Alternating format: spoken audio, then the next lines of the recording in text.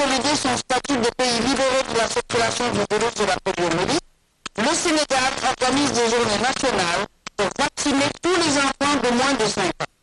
Pour augmenter la chance de survie des enfants, le premier passage de ces journées sera couplé à l'administration de la vitamine A et au déparasitage. En plus de la vaccination contre la polio, les enfants seront déparasités et recevront la vitamine A pour les protéger contre la cécité de certaines maladies. 24, 25, 26 mai, 3 journées spécialement consacrées à la survie de l'enfant. Durant cette période, les équipes de volontaires se rendront dans les maisons, les quartiers, les villages, les marchés, les gares routières, les écoles pour vacciner, donner de la vitamine A et déparasiter nos enfants. Vaccination, vitamine A, déparasitage. 3 interventions clés pour survie de l'enfant. Les poumons sont comme des éponges conçues pour absorber l'air. Mais certaines personnes utilisent leurs poumons pour absorber de la fumée de cigarette. Si vous pouviez essorer le goudron cancérigène qui va dans les poumons d'un fumeur qui consomme un paquet par jour chaque année, voilà ce que vous obtiendrez. C'est suffisant pour vous rendre malade. Très malade. Arrêtez de fumer aujourd'hui.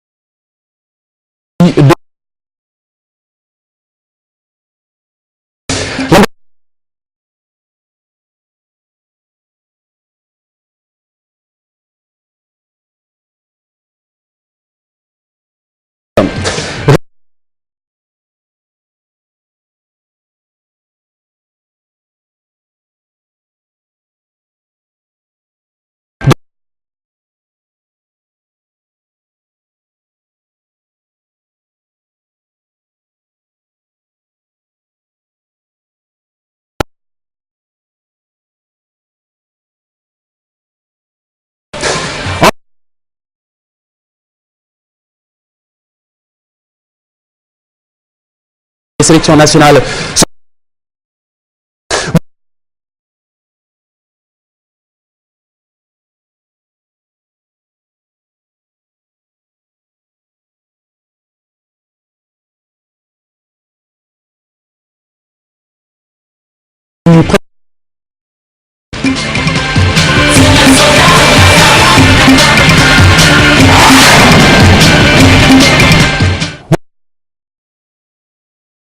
marché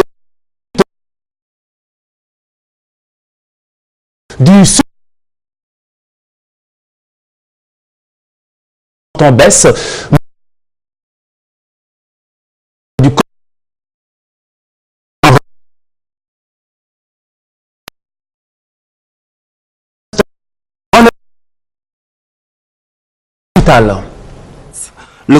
à partir de ce jour, le sucre de riz brisé connaissent une baisse. Le sur les a fixé les nouveaux tarifs.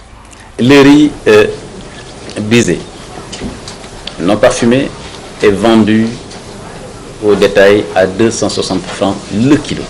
L'huile, nous avons dit tout à l'heure que l'huile en fût, le litre est vendu à 900 francs contre 1000 francs aujourd'hui sur le marché. La réalité économique de la Sénégalaise et du Sénégalais, c'est que la dosette, le prix à 290 francs, la dosette de 250 millilitres. Toutefois, à l'applicabilité de la mesure, elle demande de la liste des denrées de première nécessité. Il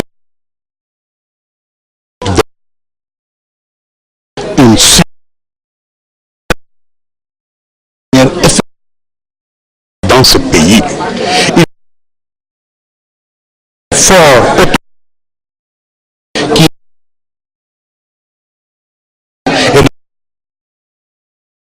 Il est nécessaire de faire en sorte que les prix puissent baisser. Quand même à d'autres il y a une augmentation sur le lait et donc maintenant le gouvernement a dit qu'ils sont en train de travailler sur 15 produits. Nous attendons et nous souhaitons que ça puisse aller rapidement. Seront prises pour faire respecter au ministère du Commerce tolérance zéro. À Dakar, le dispositif est déjà prêt, il est déjà opérationnel. Il y aura des brigades mobiles et il y aura des visites des marchés de Dakar tous les jours. Nous allons associer donc le dispositif du commerce, mais également les forces de sécurité avec les préfets, les gouverneurs, pour ensemble que des missions conjointes soient organisées par la police, le commerce, la gendarmerie, pour justement que les récalcitrants puissent être soumis à la loi. Pour le concerné, une baisse qui ne concerne que la région de Dakar, le pour se pencher sur les cas des autres régions du Sénégal. Nous parlerons de tout cela en sa qualité du président Sall.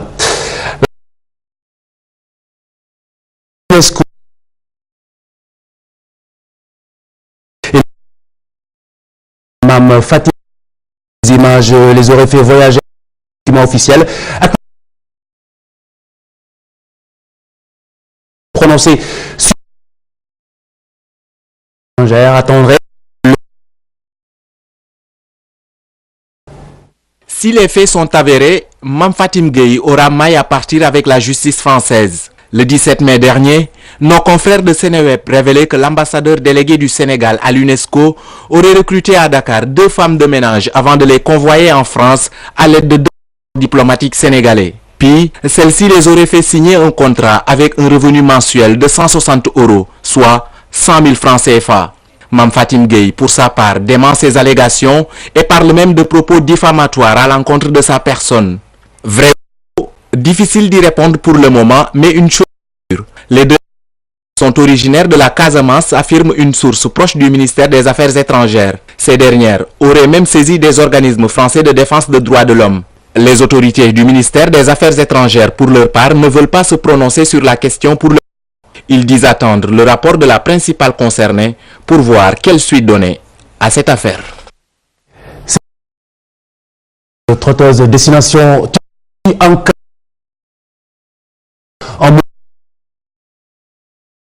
visa autorisation des conditions en l'entrée est autorisée.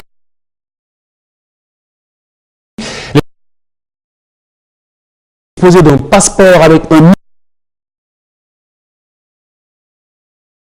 Schengen américain.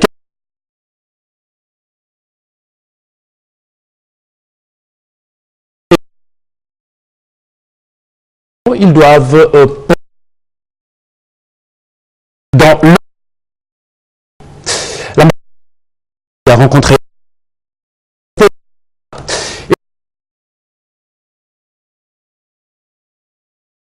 parler sur cette antenne.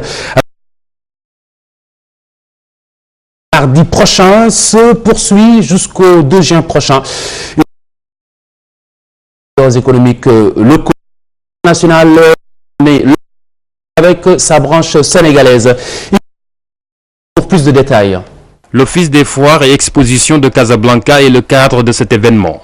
Des entreprises, des artisans, des commerçants et professionnels sénégalais invités à saisir les opportunités économiques des relations maroco-sénégalaises jusqu'ici, profitables à la seule partie marocaine. Nous, à l'international, on s'est rendu compte que le Maroc profite énormément de cette relation, aussi bien du point de vue commercial qu'économique.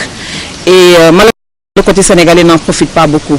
Donc nous avons étudié les secteurs stratégiques qui peuvent marcher entre ces deux pays-là et inciter des Sénégalais, des opérateurs économiques, des investisseurs à exploiter ce créneau qui est le Maroc.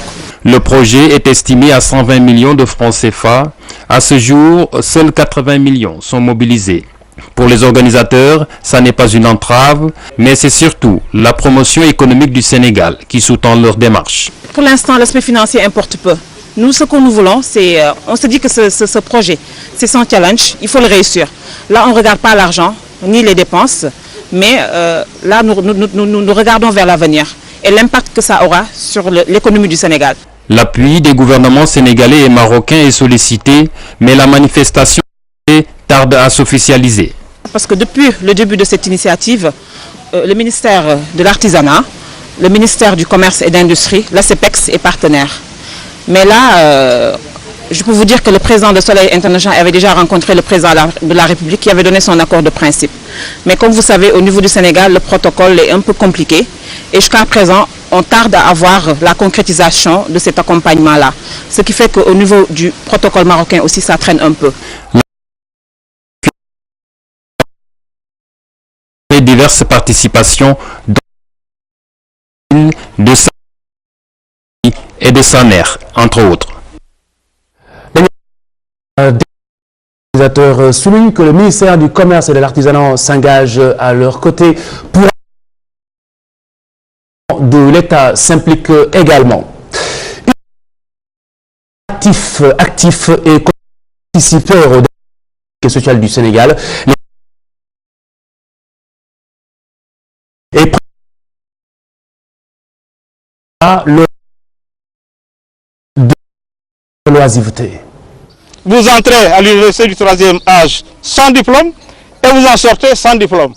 Ce que nous recherchons, c'est que vous puissiez atteindre un certain but, à savoir votre épanouissement, votre envie de faire quelque chose, de vous occuper noblement et de rendre service à la société. Parce que chacun d'entre nous peut aujourd'hui rendre service à son voisin, à son quartier, par rapport à nos compétences. Vous savez, il est difficile de joindre les deux bouts. Et ça vous crée un choc psychologique quand votre enfant doit aller à l'école, vous n'avez pas les moyens de lui donner le billet pour partir. Tout cela contribue à fragiliser la personne du 3e âge. Et nous, on s'est dit, il faut trouver des solutions intermédiaires permettant de s'occuper et joindre l'utile à l'agréable. Qu'est-ce que nous serions sans vous? Inscrire et maintenir les filles à l'école. Le plan international dit travailler dans ce sens. L'objectif s'inscrit dans le filles de Saint-Louis. Because I am a girl, campagne de sensibilisation lancée par Plan International. Objectif, bâtir le capital humain à travers des connaissances et compétences. Et année passée, en octobre 2012, Plan International a commencé une campagne globale avec le même nom, Because I'm a girl, parce que je suis une fille. Réfléchir sur les challenges par rapport à l'éducation. Que sont Miss Science et Miss Mathématiques.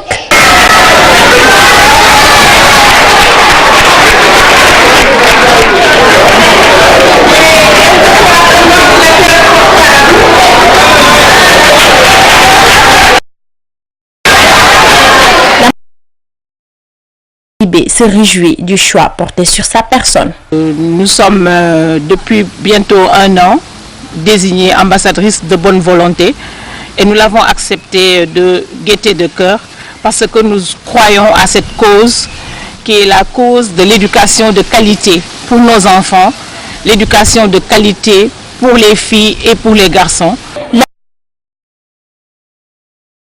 Je suis nationale va soutenir 4 millions de filles dans le monde pour qu'elles accèdent pleinement à l'éducation. Nous restons scolaires avec ce concept de formation.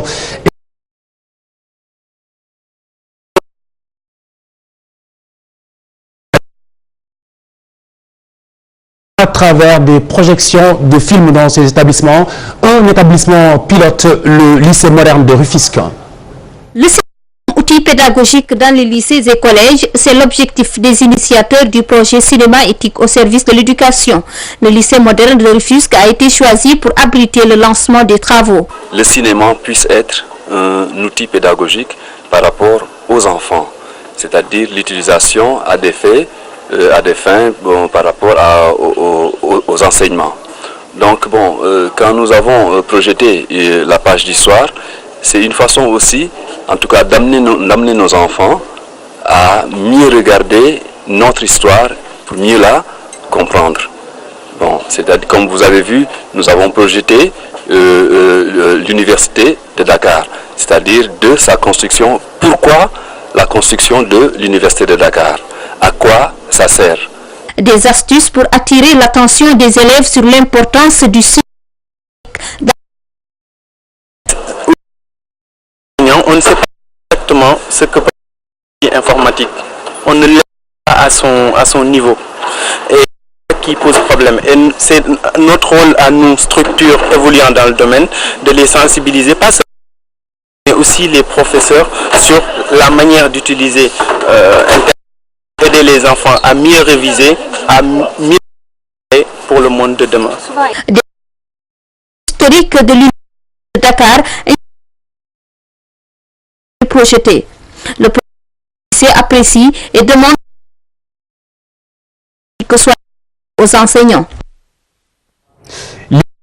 Alayhi salam, l'appel du prophète de l'islam, paix et salut sur lui, commémoré cette année.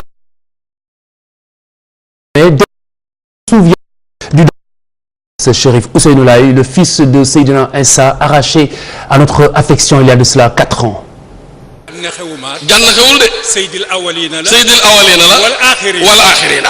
Nous sommes venus dans les locaux de la TFM pour une petite visite choisie et rappeler en même temps l'appel de Seydina Limamou qui aura lieu les 9 et 10 juin. Aujourd'hui, le jour du décès de Chérif Ousseynou Laye, cet homme de Dieu qui était, je dis, le représentant des jeunes qui a récupéré tout je ne dis pas de l'AN seulement, mais avec le 25 décembre pour l'appel de la jeunesse, parce que pour lui, la jeunesse c'est le symbole du monde. C'est pourquoi actuellement ce jour du 22 qui est l'anniversaire de son décès, tout le monde musulman est regroupé à Cambérène pour lui rendre hommage. Le juriste de l'islam qui nous manque encore. Et sur l'actualité. Tant réclamé par la communauté internationale, les présidentielles du Mali se tiendront le 28 juillet.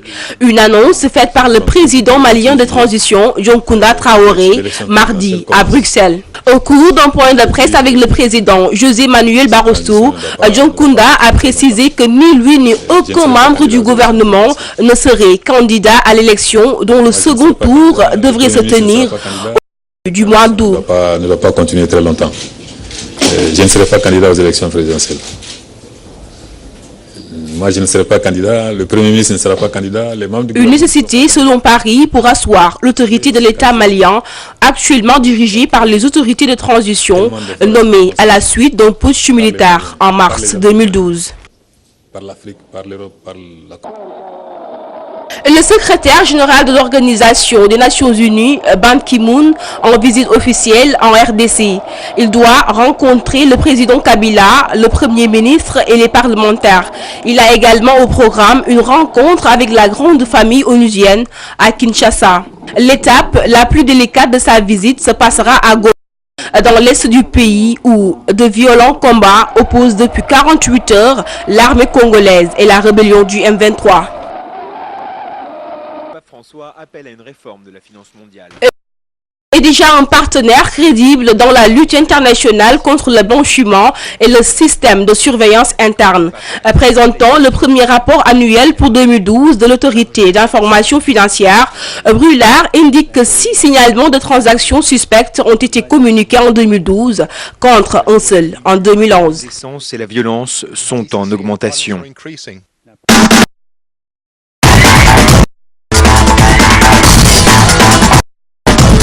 D'abord, une cérémonie de remise des clés du Centre de développement technique fédéral Jules François.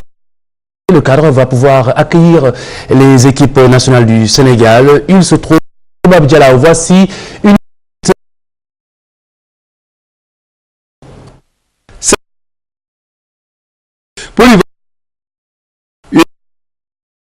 perdu en termes d'infrastructure.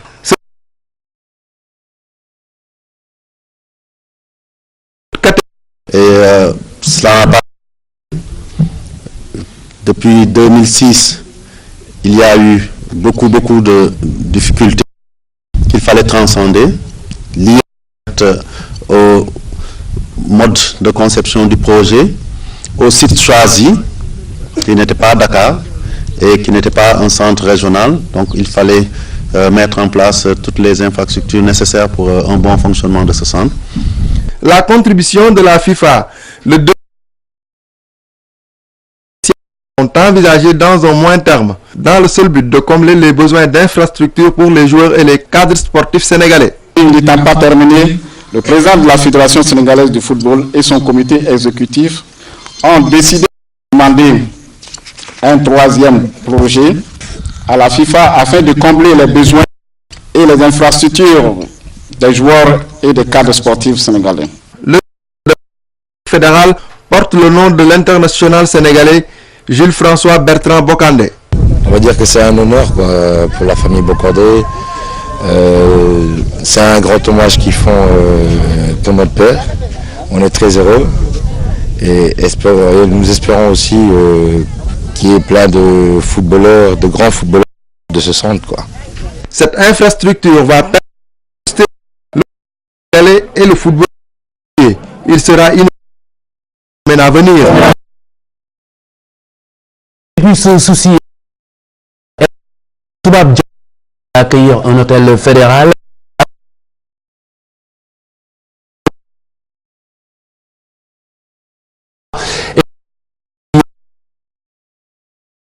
Le Sénégal, justement. L'idée de construire ici, donc pour la première fois au Sénégal, un hôtel qui permettra de mettre l'équipe A ici. Tout le monde sait, l'État ne nous démentira pas, combien coûte un regroupement de l'équipe nationale dans les hôtels de Dakar. Et il est envisagé dans les prochains mois, dans les prochaines années, de pouvoir construire un hôtel fédéral qui permettra de rentabiliser et de... mais peut-être aussi de faire rentrée d'argent pour le football national. Et je dirais que Yen sera finalement la capitale du football sénégalais. Du Sénégal avec le programme de préparation pour le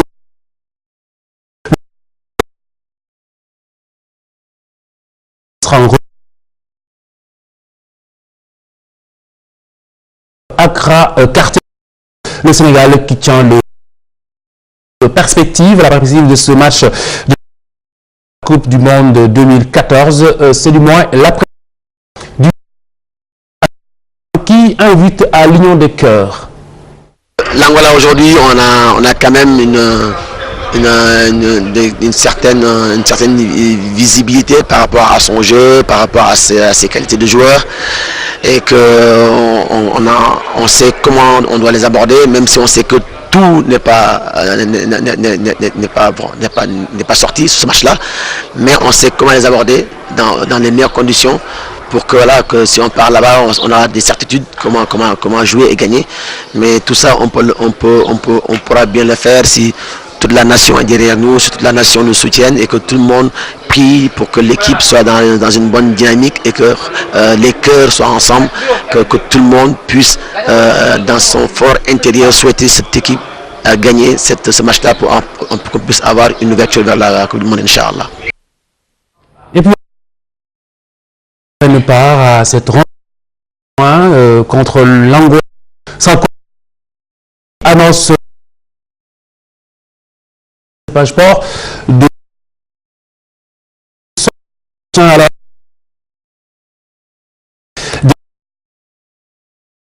le malade trop contre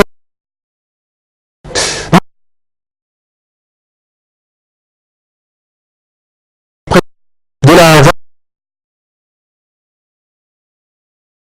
cette édition il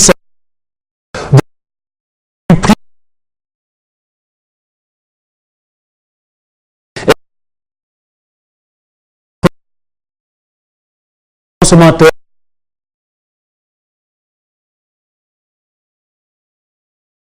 la mise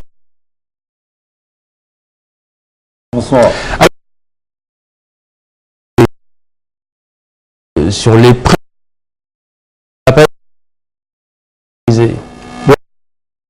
le gouvernement a dit c'est une décision qui a été prise en conseil interministériel. Et en conseil des ministres, le président de la République a décidé le suivi des produits homologués, c'est-à-dire quasiment administrés. C'est-à-dire que c'est l'État qui sort en arrêté pour fixer les prix suivant l'évolution de la conjoncture. Et donc, un comité en place. Ce comité des sous-comités.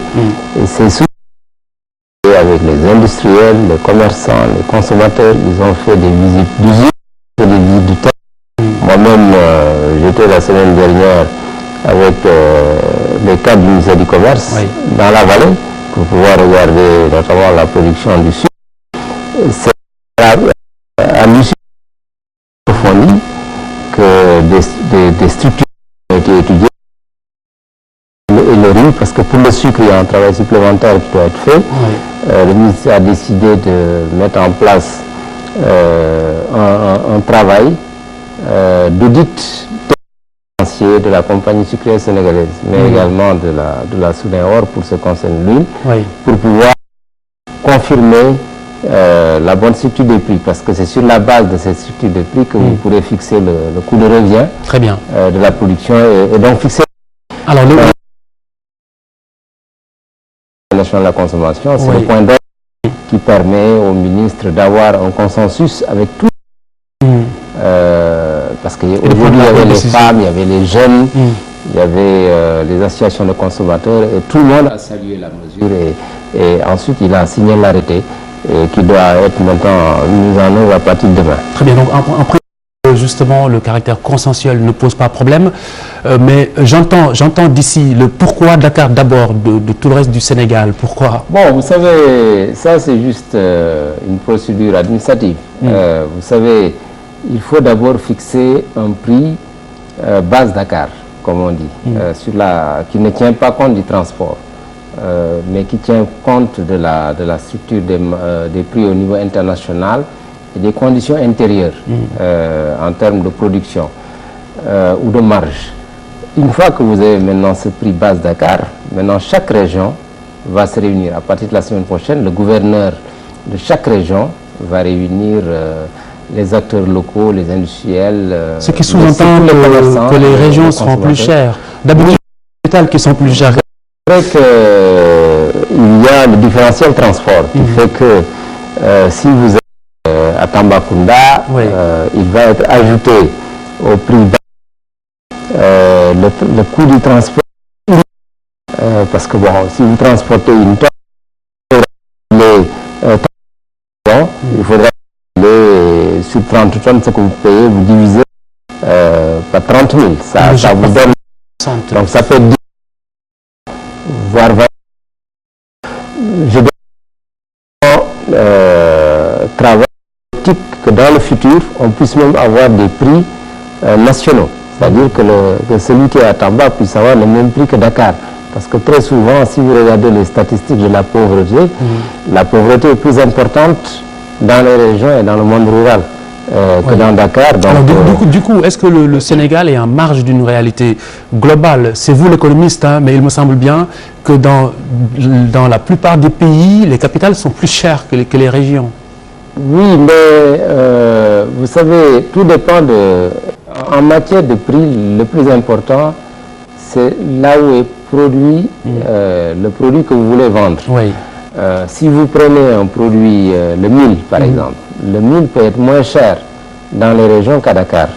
Mais le sucre, comme il passe par le port de Dakar pour le sucre importé, le riz parce qu'il passe par le port de Dakar, mais si on pouvait faire entrer le riz par Kidira, au lieu de passer par Dakar, bien évidemment, les consommateurs de Tamba l'auraient moins cher. Donc du coup, si vous faites des prix base Dakar, cela sous-entend que seuls les prix des produits importés seront concernés? Non, ça n'encourage pas trop la logique de la consommation disons,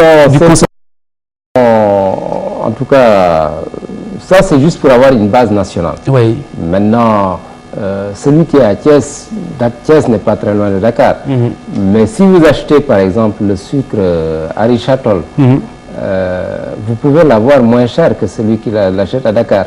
Parce que dans la structure du prix du sucre, on ajoute 10 francs, en tout cas dans la structure de la CSS, voire 12 francs, qui représentent le transport entre Richatol et Dakar. Et donc si vous êtes un consommateur de Richatol, pour le sucre, en tout cas, s'il y a un consommateur qui l'achète là-bas et qui le vend à Richatol, le consommateur de Richatol l'aura moins cher. Donc tout dépend, encore une fois, des conditions. Donc ce serait une gymnastique plus arithmétique que mathématique. Hein. Si vous voulez... Ces associations de consommateurs qui saluent la mesure, mais qui souhaiteraient tout de même l'élargissement de l'assiette de baisse. Oui, je suis tout à fait d'accord. Vous savez, aujourd'hui, le gouvernement a ciblé 15 produits. Même les télécommunications, c'est-à-dire quand vous allez appeler au téléphone. Je vous donne un exemple. Si vous allez au Kenya, il y a ce qu'on appelle les frais d'interconnexion. C'est rien du tout. Oui. Et ce qui est déterminant dans le prix du téléphone, c'est les frais d'interconnexion. C'est-à-dire si vous êtes un autre réseau, vous appelez un client d'un autre réseau, ce que vous payez, ce que le premier réseau paye au deuxième. C'est ça les frais d'interconnexion. Oui. Ensuite, on met la marge. C'est ça qui détermine le prix du téléphone. Ok. Le gouvernement, avec son agent de régulation, a pris une mesure pour fixer des frais d'interconnexion très bas, autour de 15 francs, voire moins. Ce qui fait qu'aujourd'hui, le consommateur kenyan, il paye très peu le téléphone. Donc, c'est un dossier sur lequel on est en train de travailler.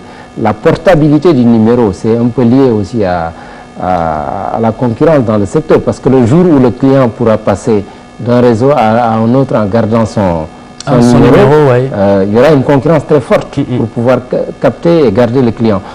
Sur tout ça, le comité va travailler. C'est un travail de longue haleine. On va travailler sur le ciment, on va travailler sur le lait, on va travailler sur l'oignon, parce que ça c'est un produit, c'est vrai, local. Mais il n'y a pas un seul produit important sur lequel un travail ne sera pas effectué. Mais je dois... L'objectif du gouvernement, c'est l'établissement de prix justes. J'insiste sur le mot justice et la vérité des prix. Il ne s'agit pas de dire qu'on va appliquer des prix qui ne reflètent pas les conditions du marché. Alors, problème parce que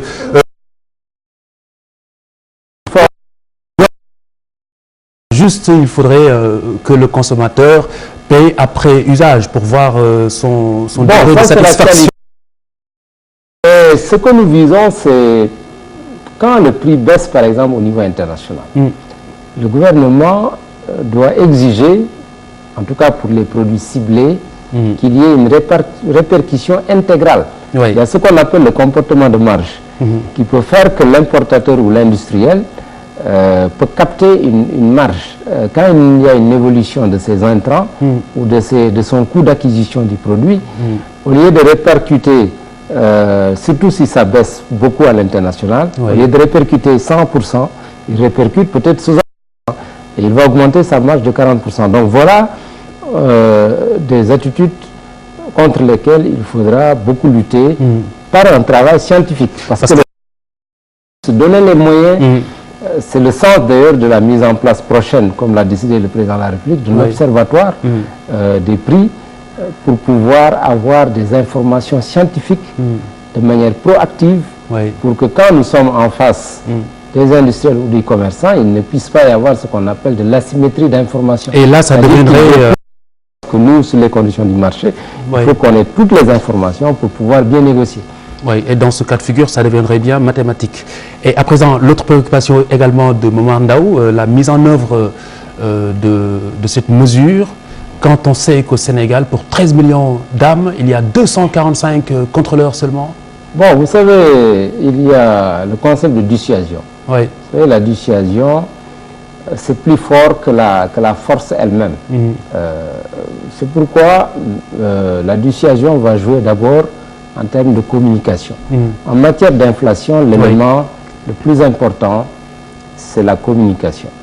Et le gouvernement va faire en sorte que tous les Sénégalais soient informés des nouveaux prix. Et il ne s'agit pas de le faire maintenant et de lâcher prise. Il faut le faire continuellement. Et le ministre du Commerce, Alioune Sarr, est décidé à aller sur le terrain, à communiquer. Nous d'ailleurs vraiment la coopération des médias, dont la TFM, pour que ces prix-là puissent être portés continuellement à la connaissance des citoyens. Mais on ne pourra certainement pas compter sur la ménagère ou le père de famille qui a son ardoise à la boutique. C'est pas lui qui va aller dénoncer la vous boutique. savez, moi je crois à la bonté humaine. Je me dis que la vertu est la chose la mieux partagée au Sénégal. Et donc, si vous avez véreux, mais ce n'est pas la majorité. Moi, je connais les commerçants sénégalais. L'écrasante majorité des commerçants, parce que vous savez, il y a des comportements qui naissent des phénomènes de panique, qui font que, même vertueux, si vous avez un marché qui ne fonctionne pas correctement, même lui, il va suivre ce qui initie des hausses des prix, ce qui fait qu'il faut bien communiquer pour que ceux qui sont vertueux demeurent vertueux.